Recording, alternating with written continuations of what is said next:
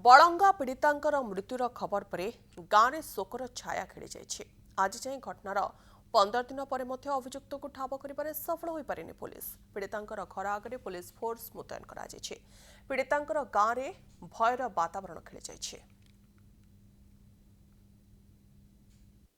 आम मन तो भारी बहुत दुख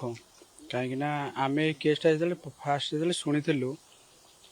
आम जो डर लगी कहीं मोर भी निज भौणी भी अच्छी जेहेतु सी भी से बाट दे कॉलेज भी जाऊँगी तो आज भी एक घटना जो शुणिलु मो मन बहुत भारी दुख आशा रखी कि झीटा भी जहाँ भी भूल भी ठीक होता जहाँ भी फेरी आसू आम आशा रखी झीटा केमती फेरी आसू गोटे भल सुस्थ हो फेरी आसू किंतु दुखित तो ये झीर आउ तो नहांती आम शुणी मन बहुत दुख